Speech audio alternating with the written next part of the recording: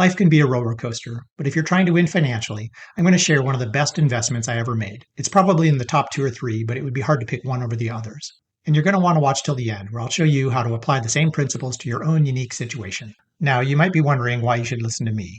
Well, I've been investing in real estate and the stock market and other forms of investment for probably close to 40 years with pretty good success, plenty of failures and bumps along the way. But just to give you an idea of the things that I've invested in over the years, on the real estate front, I've invested in raw land, residential rental real estates, vacation rentals, bank foreclosures, tax liens, flipping homes. I even created a small subdivision and 1031 exchanges.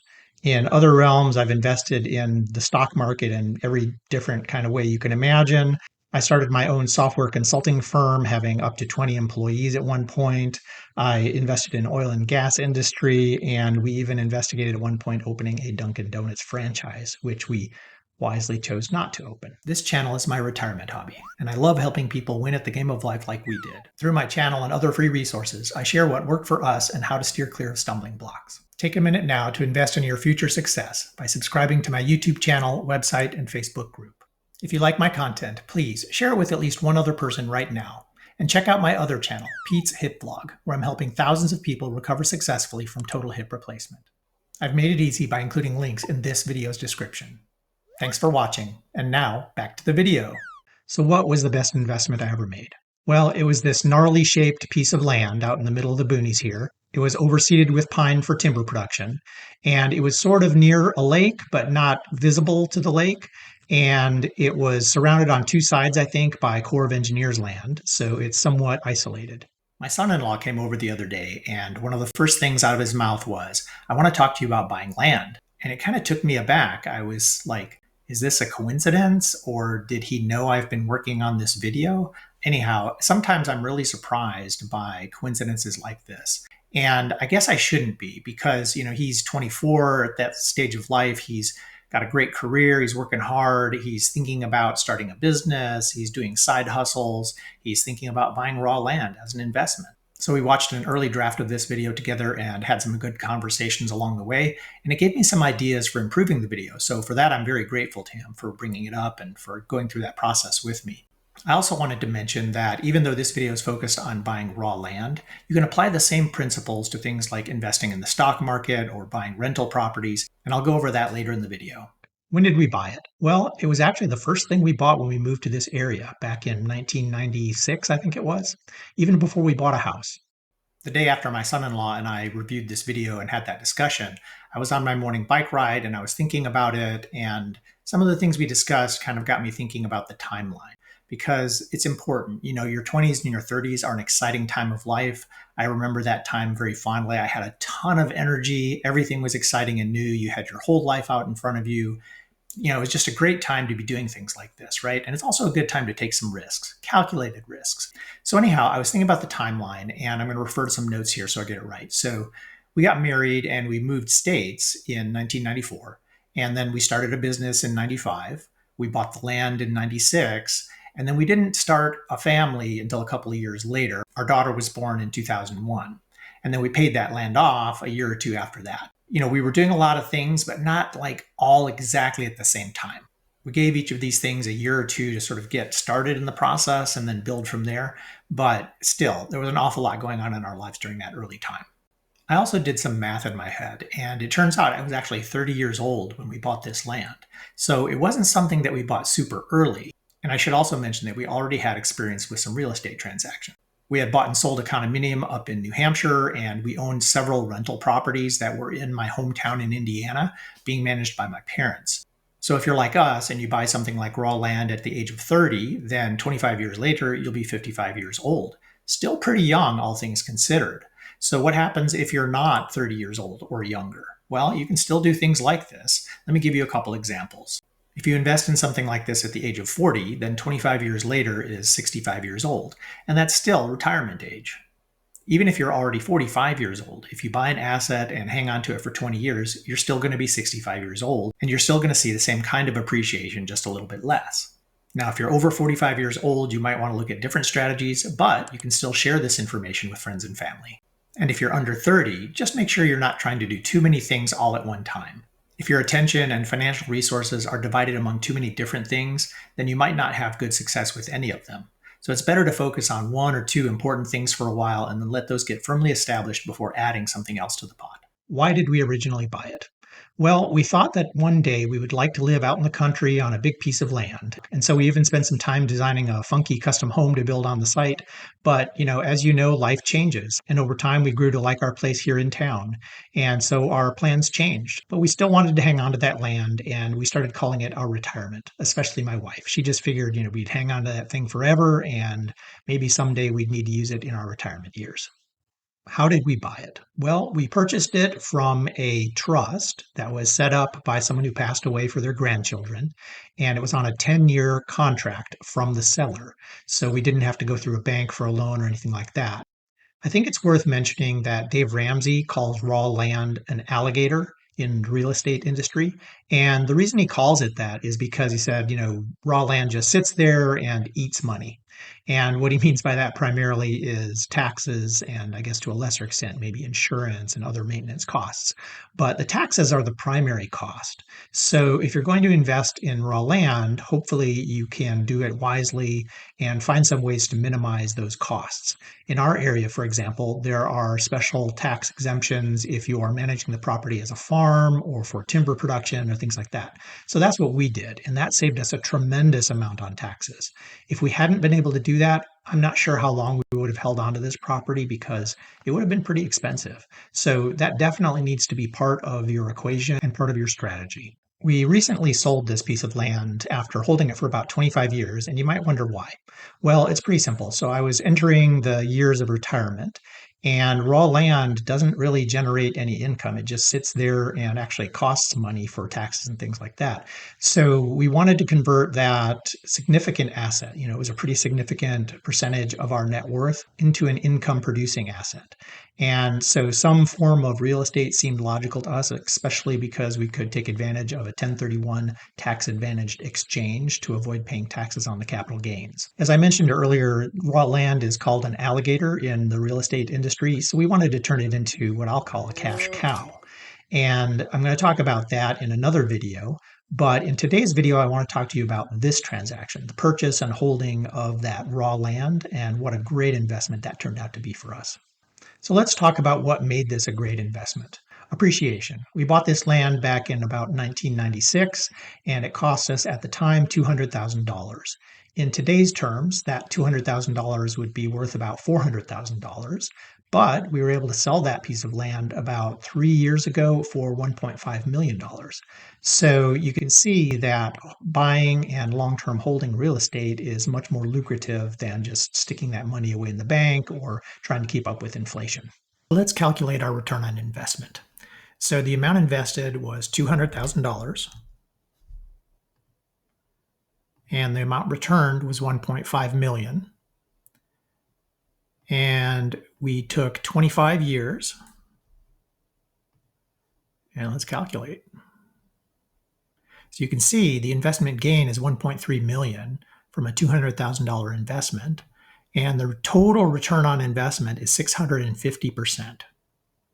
The annualized return on investment is 8.39%, which is not phenomenal. I mean, you could theoretically get a higher rate of return in the stock market or something else. But the point is that it was in there consistently for 25 years. And it's a good rate of return, don't get me wrong. This is a nice chart right here. It shows you that of what you invested, that's only 13% of what you got back. So 87% is profit. Another great thing about this particular investment was that it was illiquid. And what I mean by that is it was not easy to sell for a number of reasons. I tried selling it several times over the 25 years that we owned it when the economy looked good and I thought I could get a good price for it. But, we then hit things like the great financial crisis and recessions and stuff like that. So we decided instead to sit on it and wait. Also, the property had some challenges with the soils. They weren't optimal. You couldn't easily buy this and develop it for homes with septic systems. So that just made it a little bit more challenging to sell in the end.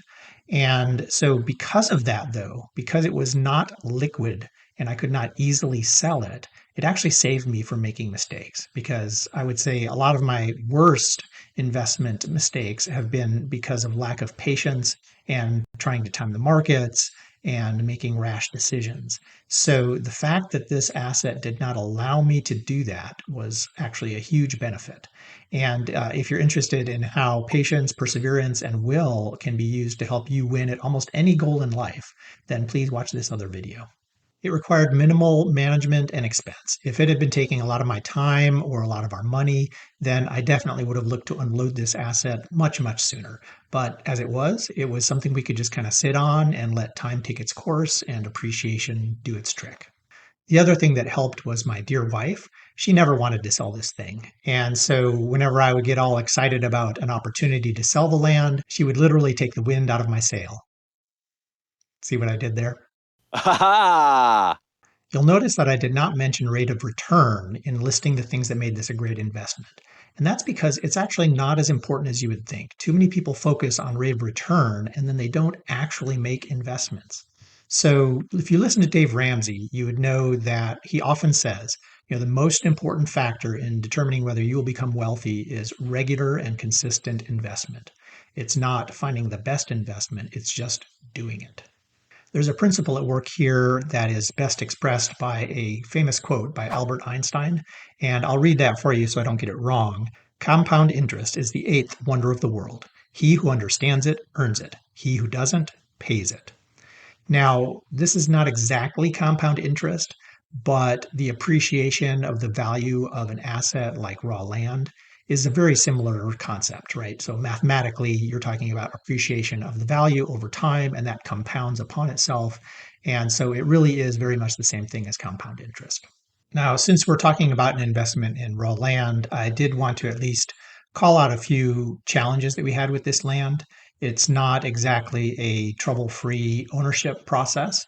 So, number one, we had some folks dumping garbage on our land. And so that was a big headache that we had to sort out.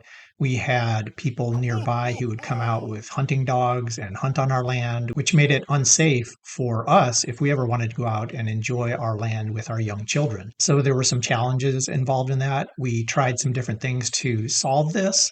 We thought, okay, well, if people are abusing the land when it's vacant and unattended, we need to get someone out there on a more regular basis. And so we worked with people who we knew who liked to hunt, and they would go out there and hunt and keep an eye on the land, and that seemed to help things a little bit. But we then found out, later we tried to have a neighbor with a small hunting club. And we found that if we charged him anything for use of the land for hunting, that caused problems with our homeowners and liability insurance policies. So we had to discontinue that. And then we found through the North Carolina Forestry Association that they offered some special insurance for hunt clubs. So we were able to leverage that. But this is all just to say that there are some challenges with owning raw land, and you should be prepared for that. So, how can you replicate what we did and achieve similar results? There are several ways. The easiest is going to be to try and do the same thing, which means buying a piece of real estate. And it doesn't necessarily have to be the same cost, right? It could be something that's a more modest piece of real estate. But the important factor here is that just, as soon as you can, get into an investment and then hold it long term. Now, one of the things I think that we should discuss is if I had to do this all over again, would I do it in the same way? Meaning, would I take out a 10-year loan, essentially, by signing a contract with the sellers to purchase this land? In later years, I became a huge Dave Ramsey fan. And really, I recommend that folks buy real estate debt free. I don't recommend people take out loans because that increases your risk. Now, interestingly enough, my wife and I differ a little bit on this. This really kind of surprises me because, historically speaking, my wife is still by far the most financially conservative of the two of us. I can't exactly recommend that you take out debt in order to conduct a transaction like this. However, if you're going to do it, then make sure you do it in a way that you can comfortably pay it off within 10 years. And if you have other debt like car loans or student loans, anything like that, then you're absolutely not ready to do something like this. You do not want to add additional investment property debt onto all that other debt. If you have any debt other than your primary residence, then you are definitely not ready to take out more debt in order to buy an investment property. It's just too risky.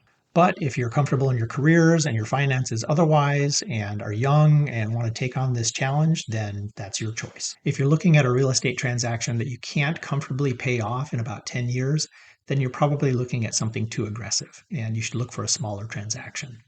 The investment we made in that raw land in today's terms would be about $400,000. So if you can't afford to make an investment of $400,000, then consider something more modest, maybe $100,000. In terms of what to buy, if you can tame the alligator like we did, then raw land might be a good opportunity for you. Otherwise, raw land is pretty expensive to hold long term. If you'd like to try your hand at being a landlord, then you could just buy a traditional residential rental. Investing in traditional rentals or in raw land are easily understood and they have a long track record of success. Then hang on to it for 20 or 30 years and watch it grow in value. And you can expand your holdings during this time so long as you do it in cash. So if you're looking at investing in any other type of real estate transaction, then it's probably not a good idea. Stay clear. If you invested in traditional residential rentals, then by 10 or 20 years later, you've probably achieved your goals and have significant income coming in. The only reason I could see you might want to convert into a vacation rental is if you want to get out of landlording. So if you do that, then look at it the right way. Look at it as an investment and do a 1031 exchange, etc. This can also be a way to simplify your portfolio by converting several residential rental properties into a single, more expensive vacation rental. And trust me, as someone who has invested in many different kinds of things, my portfolio got so complicated that I've spent the better part of the last 10 years trying to consolidate things and simplify it. If you invested in raw land, then at some point you're probably going to want to convert that into some sort of income property, either traditional residential apartments or into a vacation rental. The choice is really up to you, just to make sure to take advantage of all the tax advantages you can by doing a 1031 exchange. I would probably not recommend investing in any kind of commercial property unless you already have a lot of experience and knowledge in that area. It's just too complicated, it's a different animal, and that would make it too risky. Most folks are able to get into some sort of real estate investment, but if that's beyond your means or you just aren't comfortable getting into real estate, you can apply the same principles elsewhere to win financially. Stocks are probably the best known alternative to investing in real estate, so let's talk about how to apply these principles. If you remember from earlier in the video, I am not a patient person. So the fact that our raw land was illiquid, meaning it was not easy for me to sell it, was actually a huge advantage. The problem with stocks is that they are probably the most liquid asset you can own other than just having cash sitting in the bank. So you're going to have to practice patience and perseverance to succeed long term with stocks. Investing consistently is key. So you're going to want to set up automatic withdrawals from your paycheck and automatic investments into whatever investments you choose. Set it and forget it. Keep your investments simple. Don't invest in the latest mutual fund, the hottest stocks, or in some sort of hot market sector. Just invest in something that exposes you to the overall stock market like an S&P ETF. And if you don't want to take my word for it, then watch this video by Rob Berger, where he's talking about a letter that Warren Buffett wrote to his investors, talking about how he's directing his wealth to be managed after he passes away. And no secrets, it's pretty much stick it in an S&P ETF so that you can be exposed to the overall stock market.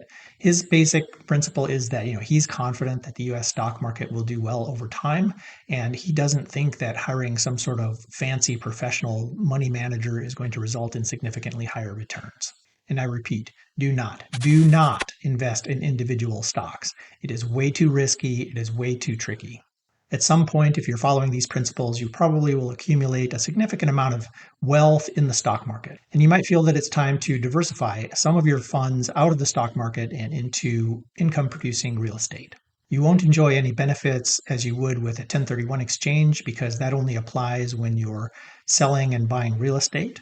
But it still can be a good idea to diversify. You don't want all your eggs in one basket. And rental real estate, whether it be an apartment building or a vacation rental property at the beach, are still good investments long term. So it's not a bad idea to diversify. If you want to invest in something else, Other than the things I've talked about here, the stock market and sort of simple real estate transactions, simple income producing properties or raw land, then I would recommend against it. You're probably getting into the speculative realm and the risk levels rise significantly. You might hear promises of great wealth and things like that, but that's offset by increased risk. And you really don't want to risk it if you want to win long term financially. So you really only want to invest in things that you can easily understand. And don't be fooled. It's easy to fool ourselves into thinking we understand some of these fancy investment tools and things like that, but we really don't.